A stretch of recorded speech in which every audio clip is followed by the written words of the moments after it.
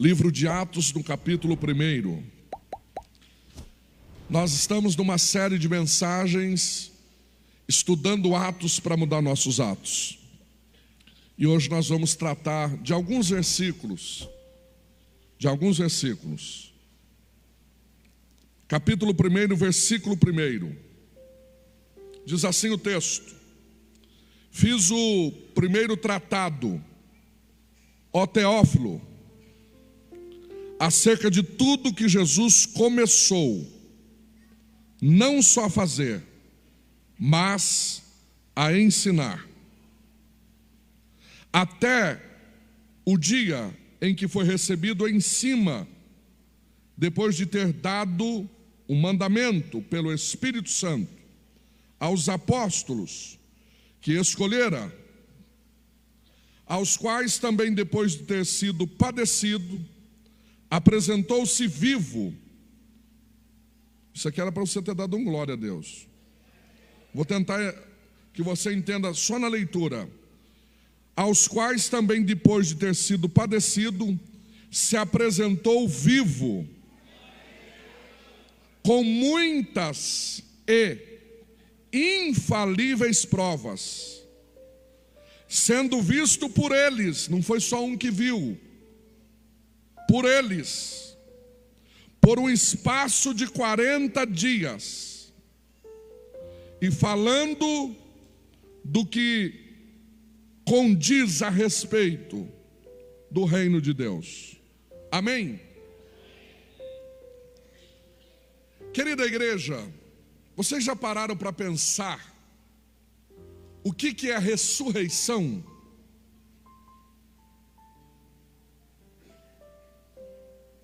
Qual é a história da ressurreição? Vocês sabem que esta briga, este campeonato, esta partida se inicia no Éden. E a ressurreição, para vocês entenderem, eu vou falar de uma forma muito simples, foi a goleada que Deus deu no adversário. Começou lá no Éden, o projeto de Deus. Há uma batalha entre o inimigo lá no Éden. Vocês lembram de Adão e Eva? O inimigo parece que ganhou aquela batalha, mas não venceu a guerra. Eu vou dizer de novo: ele pode ter vencido uma batalha, mas a guerra toda ele não venceu. O homem ficou em desvantagem no Éden. Já imaginou o coraçãozinho da irmã Eva? Eu que fui a culpada. Se fosse hoje, já estava em depressão a irmã Eva. Eu que fui, que aconteceu tudo isso, saindo do Éden, do jardim. Ela saiu do Éden, que era o jardim, cabisbaixo. A Bíblia vai dizer que Deus precisou expulsar o homem do Éden.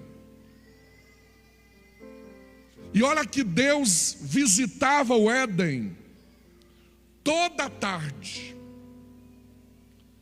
Já imaginou tomar uma refeição, tomar o café da tarde, toda a tarde com Deus? Deus ia no Éden toda a tarde. Deus visitava a casa de Adão e Eva. Então aqui eu não sei se vocês vão continuar dando glória. Tem crente, irmão, que é tão mimado que ele é acostumado a ter visita. Ah, o pastor não me visitou, a irmã não visitou. Se sinônimo de visita mudasse comportamento, Adão e Eva recebiam todos os dias a visita de Deus da terra. Ela sai em desvantagem. Deus precisa colocar um anjo com uma espada lá na porta do jardim. E a espada era inflamada, lembra?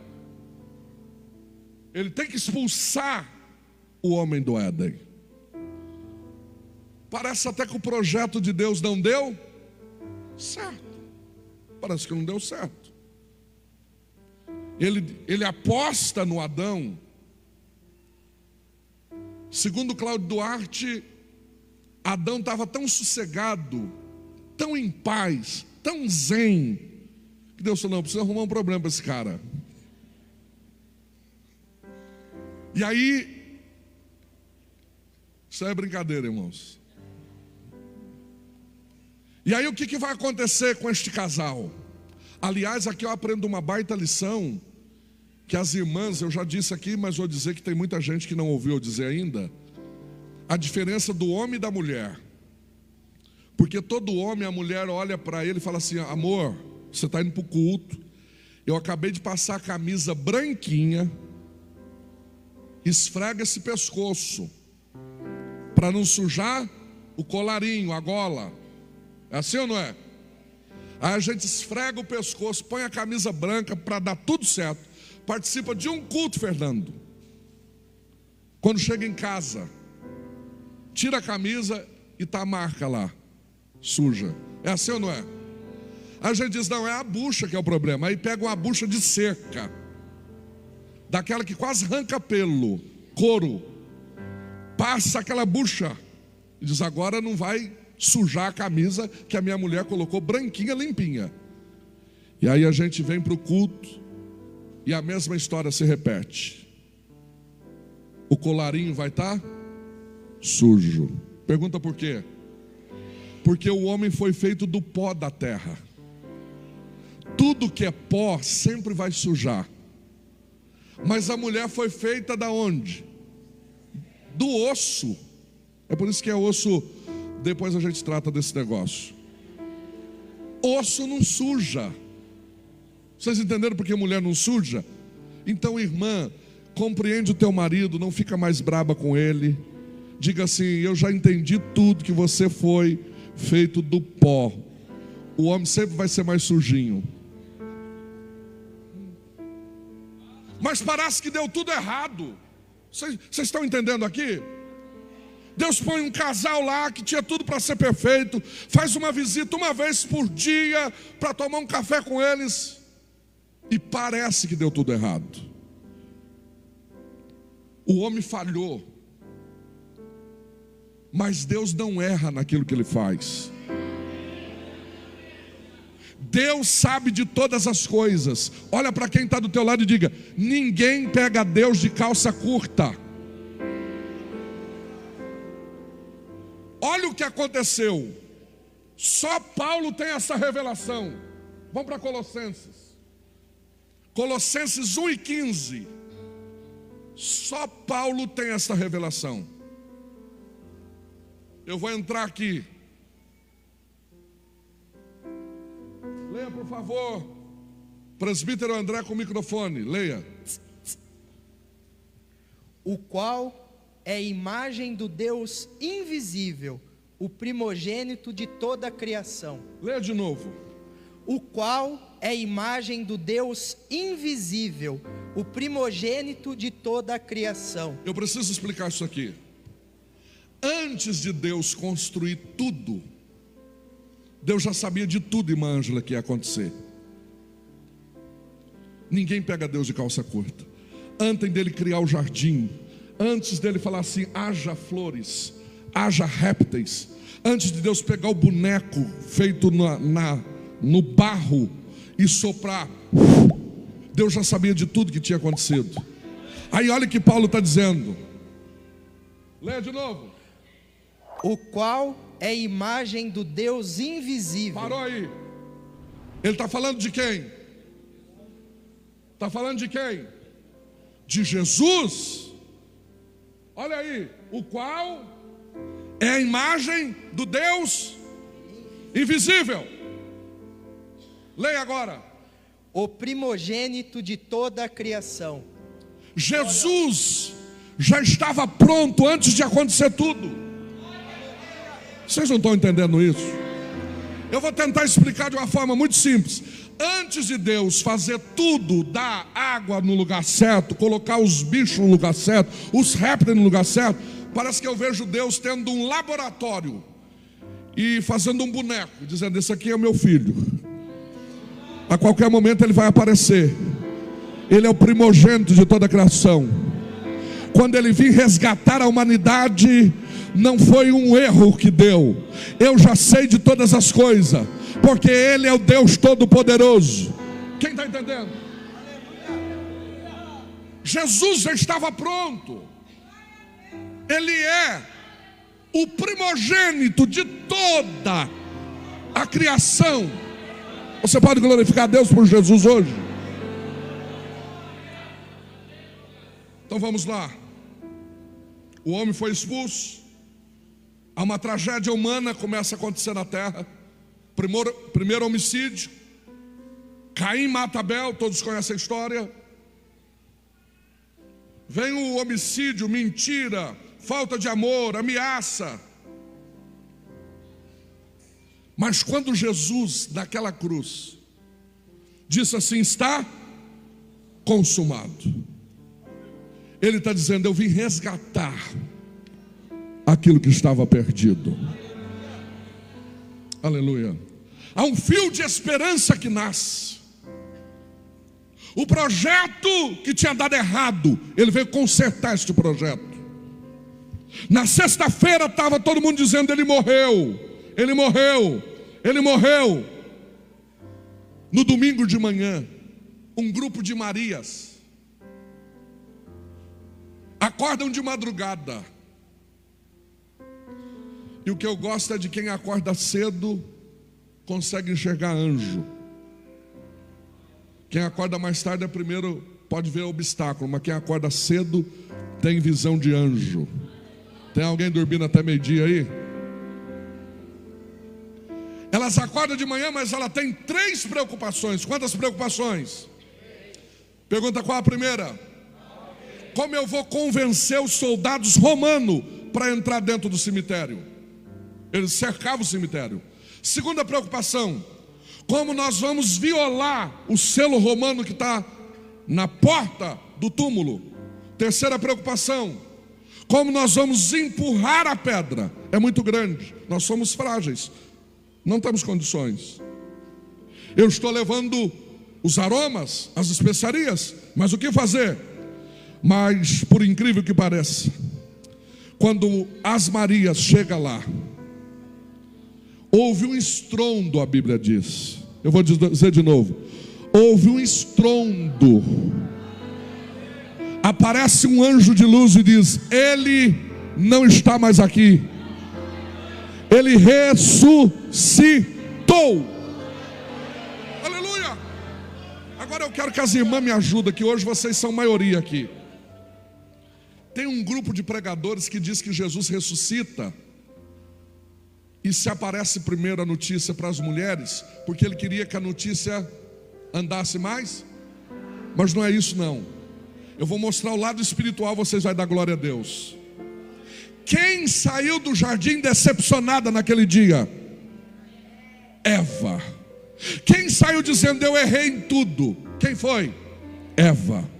Quem disse assim: olha, por que eu fui tocar naquela maçã? Porque eu fui ouvir a voz da serpente? Eva. Irmão, Deus é especialista em restaurar. Onde Eva saiu decepcionada? Foi de dentro de um? Onde as Marias foram ver o sepulcro? Era dentro de um? Deus estava dizendo: onde o inimigo tentou aborrecer vocês, eu vou restaurar vocês. Eu estou arrepiado aqui. Deus é o Deus que restaura sonhos, restaura projetos. Onde o inimigo pensou que você ia fracassar, Deus esta noite está dizendo: eu posso restaurar. Quem recebe esta palavra?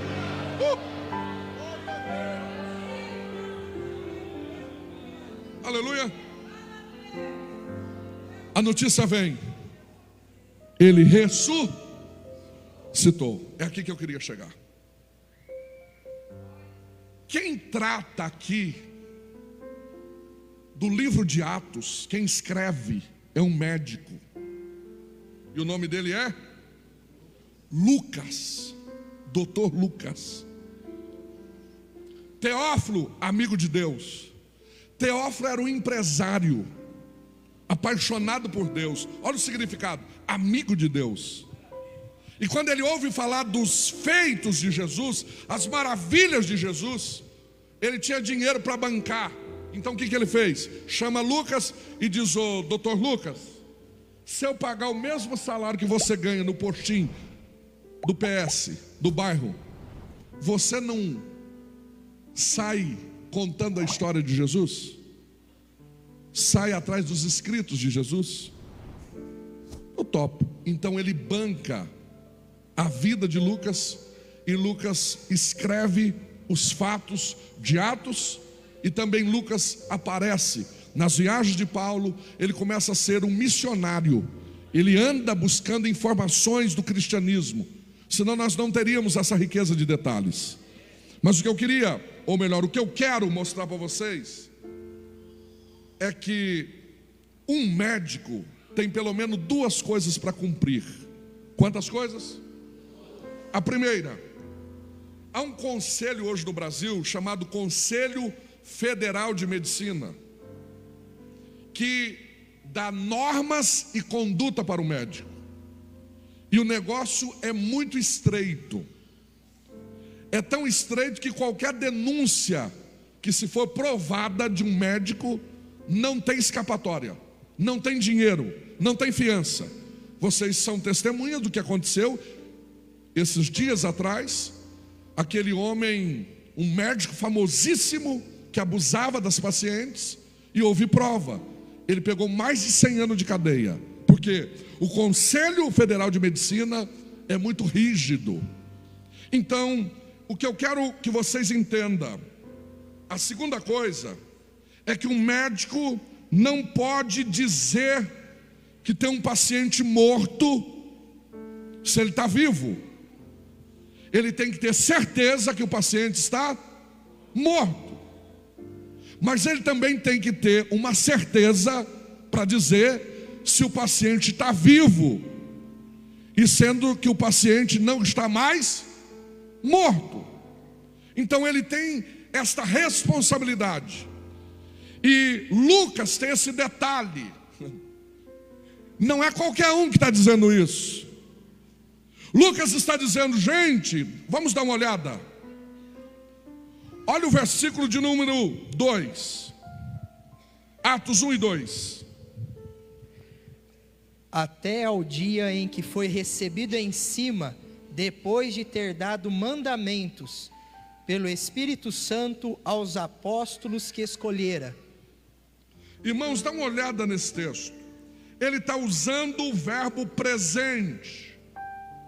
Olha o versículo 1, por favor, presbítero André. Fiz o primeiro tratado, ó Teófilo, acerca de tudo que Jesus começou, não só a fazer, mas a ensinar. Olha o verbo, ele começou, não é passado. Ele continua fazendo. Ele está declarando, é um médico que está dizendo. Ele não ressuscitou de brincadeira. Não é uma lenda que me contaram. Não é uma historinha de carochinha. Ele está vivo. E ele continua fazendo. Ele não operou no passado apenas. Ele continua fazendo, Lucas está dizendo. Aqui você tem liberdade para glorificar Deus. O teu Jesus não está morto, pendurado numa parede. O teu Jesus não fingiu que ressuscitou. O teu Jesus está vivo, vivo, vivo. E o teu Jesus não apenas fazia, isso é passado. O teu e o meu Jesus continua fazendo, fazendo. Quem crê que Jesus continua fazendo? Glória. Versículo 2. Mais uma vez, por favor. Até ao dia em que foi recebido em cima. Opa, para aí. Ele não está tratando do morto. Morto é recebido só embaixo. Morto é recebido só na terra. É um médico que está falando, gente. Olha o que o médico está dizendo. Que foi recebido em cima. Aleluia. Aleluia. Glória a Deus. Ele foi elevado. Olha o versículo 3, vamos por 3. Aos quais também, depois de ter padecido, se apresentou vivo. Não, lê de novo esse pedaço. Aos quais também, depois de ter padecido, se apresentou vivo. Mais uma vez. Aos quais também, depois de ter padecido, se apresentou vivo. Não é um fantasma. Ele está vivo. O Jesus que você decidiu seguir, o Jesus que você decidiu amar, o Jesus que você decidiu andar com Ele, não está morto. Ele está vivo. Ele está vivo. Ele está vivo. Ele está vivo. Maravilha. Suramaya hasara kalama. Tu és maravilhoso. Uramanturi kalamanturi has. Olha o que o médico está dizendo. O médico está dizendo: eu vou mostrar para vocês que eu tenho muitas provas incontestáveis. Não é só uma provazinha. Ah, uma irmã viu ele vivo. Não, não, não. É muitas. Leia de novo, por favor, o 3. Aos quais também, depois de ter padecido, se apresentou vivo, com muitas e infalíveis provas, sendo visto por eles por espaço de 40 dias, e falando do que respeita ao reino de Deus.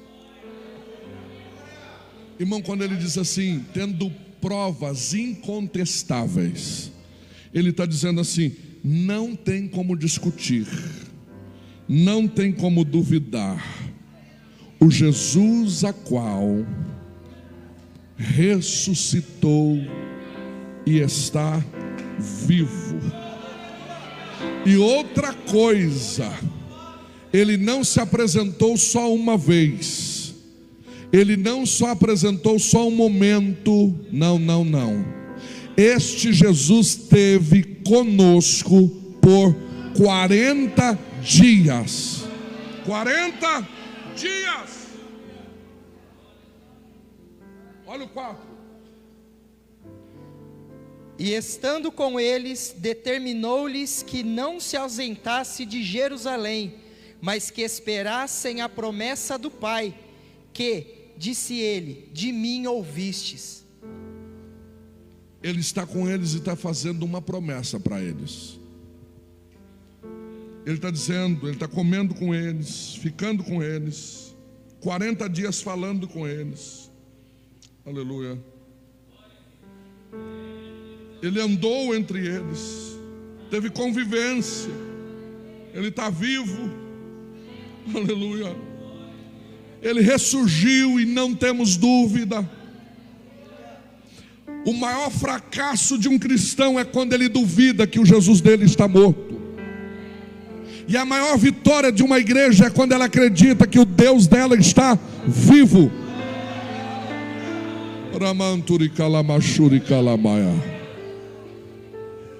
Vocês já imaginaram que o povo tem memória curta?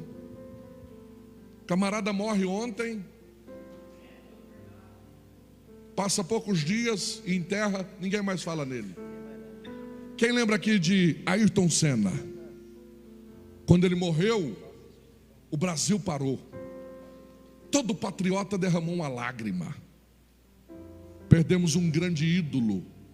Levantou a nossa bandeira em tantas outras nações. O nosso campeão morreu, lembra? Mas ninguém fala mais em Ayrton Senna, porque o povo tem memória curta. Esquece. Quem é que não se lembra do cantor Leandro, aquele sertanejo, que quando morreu até irmãs choraram? Que voz era aquela? Romântica, sertaneja. Mas hoje ninguém mais fala em Leandro, porque foi mais um que passou. O povo tem memória curta, esqueceram, nem lembra mais. Quem é que não se lembra de Michael Jackson? Demorou para enterrar, mas enterraram. falou 30 dias na televisão. Foi um dos que eu acho que mais demorou. Era notícia todo dia, 30 dias. Mas teve uma hora que ninguém mais fala em Michael Jackson, porque foi mais um que passou. O povo tem memória curta. Quem é que não se lembra, os mais veteranos aí, daquele grande político que foi um dos que implantou o Rodonel Mário Covas? Deu o nome dele, Mário Covas. Lembra quando ele morreu? A Folha do Estado de São Paulo estava na capa: perdemos o maior político de todos os tempos. Mas hoje só lembra dele quando passa no Rodonel. Está escrito lá, Rodonel Mário Covas. O povo tem memória curta. Esqueceram. Quem aqui não se lembra de tantos outros ídolos que morreram? Os que eram católicos aqui, quando o Papa morreu, alguém disse que foi morto envenenado. Lembra que tragédia aquela? O mundo parou. Ele ficou poucos dias como Papa. Mas hoje ninguém mais fala nesse Papa. Até esqueci o nome, até eu esqueci o nome dele. Lembra do nome dele? Os irmãos católicos aí? João Paulo I. Hoje ninguém mais fala em João Paulo I, porque o povo tem memória. E a nossa rainha? Estão falando nela ainda? Não dou 10 dias. É só enterrar a veinha. Acabou. Não tem mais jeito. E o velhinho, se der corda, casa de novo, hein? Olho verde? De repente tem até muita brasileira atrás. Até eu, se fosse mulher. Daqui uns dias ninguém mais vai falar em Elizabeth mais. Rainha foi, passou. Porque o povo tem. Agora eu estou esta noite aqui junto com vocês, falando de um homem que também morreu, mas tem mais de 2000 anos. E nós fazemos questão de lembrar do nome dele todos os dias. Sabe por quê? Ele ressuscitou. O nosso Jesus está vivo. Ele é vivo. Quem acredita que ele está vivo? Põe a mão no ombro desta irmã, deste irmão, e diga assim: não se desespere. O Jesus que a gente serve está vivo. Ele te defende, Ele te ajuda, Ele te consola, Ele pode te curar hoje. Quem recebe esta palavra?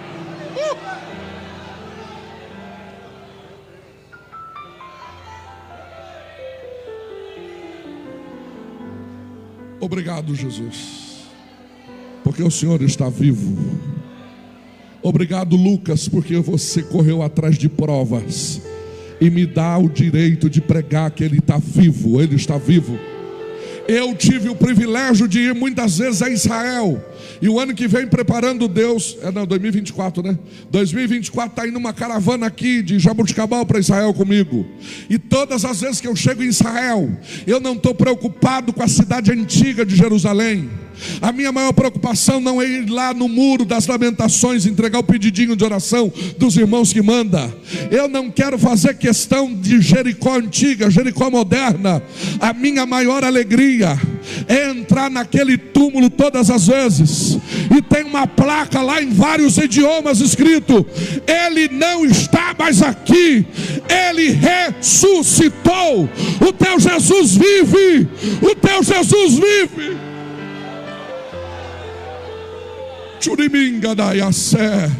Há uma presença de Deus dentro desta casa. Eu estou crendo que esta igreja adora um Jesus vivo esta noite. E se adora um Jesus vivo, Ele pode curar, Ele pode libertar esta noite, Ele pode tocar em vidas aqui esta noite. Só quem está recebendo esta palavra e crê que o teu Jesus está vivo.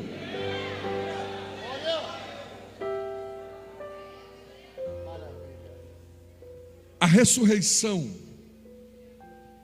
é a maior guerra vencida. A ressurreição é o maior milagre. A ressurreição é maior do que uma guerra. A ressurreição é maior do que uma enfermidade. A ressurreição é maior do que a política. A ressurreição é maior do que um câncer. A ressurreição é maior do que demônios. Aleluia. Quando eu sei que o meu Jesus está vivo, eu estou dizendo: eu não estou sozinho. É por isso que eu não temo. Eu não estou sozinho. Tem um Jesus que prometeu estar comigo todos os dias. Eu estou pregando para um crente que entrou aqui provado e veio buscar esta resposta de Deus. Quem sabe uma amargura na tua alma entrou no teu coração dizendo: você nasceu assim, vai morrer assim, não tem jeito. Outros, quem sabe, está dizendo: eu estou triste assim e acabou a minha vida, não tem... Deus te trouxe aqui para te dizer: ei, vira a página hoje. Sai aqui dizendo para os quatro cantos desta cidade: o Jesus que eu sirvo não dá de bobeira. O Jesus que eu sirvo não deu uma passadinha na minha vida. O Jesus que eu sirvo não só deu uma caminhada aqui na terra, Ele ressuscitou. Ele ressuscitou. Aleluia. Aleluia. Tem gente que está achando que a morte é a última coisa. Dr. Russell Shedd escreveu. Dr. Russell Shedd: a morte para muitos é o fim, mas para os cristãos é voltar para casa. Vou dizer de novo: a morte para muitos é o fim, mas para os cristãos é voltar para casa. Sabe por que nós cremos nessa ressurreição? Porque o nosso Jesus ressuscitou. Sabe por que nós cremos nesse céu? É porque o nosso Jesus vive. Ele vive, Ele vive. E se Ele vive, nós podemos crer no amanhã. Eu vou dar uma notícia boa para vocês, e a gente encerra aqui. Só que antes de eu encerrar e colocar essa cereja, esse Jesus, os 40 dias que Ele ficou, mostrando que Ele está... não tem nenhuma coisa contra. O médico está dizendo: olha, eu entendo de diagnóstico, ele está vivo. Já fica essa aí. Como que a Bíblia é linda. Poderia outro escrever isso? Poderia ou não poderia? Mas Deus permite um médico escrever, para não ter nenhuma variação de dúvida. Foi diagnosticado. Ah, o médico falou? Falou. Ele está vivo mesmo. Ah, então se o médico falou, ele está vivo. Não foi Pedro não que falou que está vivo? Não, o Pedro não falou. Pedro não entende de batimento cardíaco. Não, Pedro não entende. Não, Pedro é um semi-analfabeto. Quem falou que ele está vivo? É o médico. Então se o médico falou que ele está vivo, está vivo.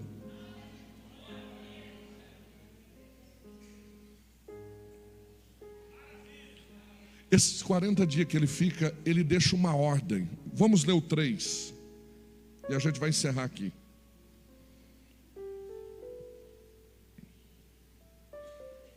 Olha o 3. Aos quais também, depois de ter padecido, se apresentou vivo com muitas provas infalíveis, sendo visto por eles por espaço de 40 dias, e falando das coisas concernentes ao reino de Deus. Agora lê o 4, nós vamos parar no 4. E estando com eles, determinou-lhes que não se ausentassem de Jerusalém, mas que esperassem a promessa do Pai, que, disse ele, de mim ouvistes. Olha aqui, aí Jesus apresenta para eles os 40 dias, está com eles. Segundo alguns pesquisadores, ele apresenta 11 vezes depois da ressurreição. Paulo tem uma dimensão, diz que ele apresenta para 500 pessoas. Ele apresenta-se 11 vezes dentro desse tempo. Aí ele vai dar uma ordem para os discípulos. Ele vai falar: agora vocês viram que eu estou vivo, o médico diagnosticou, e eu tenho uma missão para vocês. Vocês vão ficar em Jerusalém até do alto ser revestido. E qual é essa missão? Pergunta para mim, qual é essa missão? Volta no outro culto de terça que eu vou falar qual é essa missão. Essa é a missão da igreja. E se você não estiver enquadrado nessa missão, pode pular, pode falar em línguas, pode rodar, pode cantar, pode pregar, pode tocar, pode ter coque, pode ter saia, pode ter gravata. Não adiantou nada. Tem uma missão. E se eu não cumpro essa missão, eu não sou discípulo. E se eu não sou discípulo, eu não estou pronto para seguir o meu Jesus, que Ele disse para mim: ide e fazei discípulos. Agora a notícia boa que eu tenho para dar em 5 minutos que eu tenho. Pergunta qual é? Você foi comprado 2 vezes. Você lembra que lá no Éden, quem fez o homem? Foi o próprio Deus. Pegou um barro, está aí, é filho meu, obra minha, feita com as minhas mãos. Glória a Deus, que coisa maravilhosa. Agora eu preciso contar uma história para vocês que vai encaixar aqui. Tem um homem um dia milionário, é uma história verídica essa. E esse homem milionário morava às margens de uma praia, não sei se é no Nordeste brasileiro, não sei, mas ele morava em uma mansão à beira do mar. E um dia o filho dele de 10, 11, 12 aninhos disse assim: papai, eu queria saber como o senhor é rico desse jeito. O senhor sempre foi rico ou o senhor está rico agora? Ele falou: não, eu fui pobre. O senhor foi pobre? O que o senhor era quando o senhor era pobre? Já fiz de tudo um pouco, mas a profissão que eu aprendi do teu avô foi a que mais eu andei nela. E depois eu fui prosperando. E o que era essa profissão? Eu era um carpinteiro. Carpinteiro, pai? É. E carpinteiro faz o que, pai? Mexe com madeira. E só sabe mexer com madeira? Sei. Nunca imaginei, pai, que o senhor sabia mexer com madeira. Como prova que eu sei mexer com madeira, chamou um dos empregados: pega lá uma madeira tal para mim, um prego, um serrote, traga pregos. E ele pegou aquele pedaço de madeira, começou a mexer na madeira, cortar a madeira, e deu um lindo barco e entregou para o menino. O menino olhou para aquele barquinho muito bem feito, caprichado. Ele lixou, ele disse: eu vou deixar lixado, se você quiser pintar, você pinta. Mas aqui está a prova de que eu sou um carpinteiro. O menino dormia com aquele barquinho. O menino amava aquele barquinho. O menino pintou aquele barquinho da cor que ele quis. Um dia o menino disse: eu quero colocar esse barquinho na praia. Ele chama os funcionários e diz: olha, leva o meu menino para a praia e coloca o barquinho lá. E ele colocou o barquinho e brincava com o barquinho, e a alegria dele era toda tarde de brincar com o barquinho. Mas teve um dia que o mar estava muito agitado e levou aquele barquinho para longe dele. E ele começou a gritar, e os funcionários correndo atrás, e mergulha, e o mar veio, a onda veio e empurrou o barquinho para muito longe. Tentaram correr atrás, não conseguiram resgatar o barquinho. O menino volta para casa chorando e diz assim: eu perdi o barquinho que meu pai me deu. O pai tenta consolar ele, diz: filho, eu vou fazer outro barquinho. Ele diz: meu filho, eu faço outro, faço até um melhor do que aquele. Não, eu queria aquele eu gostei dele, aquele eu amei ele, aquele era tudo que eu tinha. E aquele menino fica muito triste, o tempo vai passando, o menino cresce. Passa-se os anos, o menino vai estudar na cidade. E um dia o menino está voltando do colégio, passando em uma loja daquelas que a irmã Kézia gosta de visitar, de coisas antigas. E de repente ele passa na calçada toda manhã, indo para o colégio. E ele olha lá, parece que ele está vendo um barquinho parecido com o dele. E ele resolve entrar dentro da loja. Quando ele entra dentro da loja, diz: moço, e esse barquinho? Ah, esse barquinho está aí. Tem 4 anos que esse barquinho está aí. E tem 4 anos que eu perdi ele. Ah, mas você não perdeu, eu achei esse em alto mar, eu achei. Isso aí é uma relíquia minha. Esse barquinho é meu, olha, eu que pintei. Essa mancha aí do barquinho foi eu que dei. Não, não é teu não. É meu barquinho. Ele falou assim: é teu se você dá o preço que está aí. Colocou um preço muito alto. Ele falou: mas está muito caro. Ele falou: se você quiser o barquinho, paga o preço alto. Senão o barquinho vai continuar aí na vitrine. Chegou em casa e falou: pai, eu encontrei o barquinho, o senhor não vai acreditar. Ele falou: não acredito, vamos lá para o senhor ver. Ele falou: vou agora. Entrou no carro e foi até a loja. Chegou na loja e falou: o barquinho, é ele mesmo. Quanto que é? É tanto.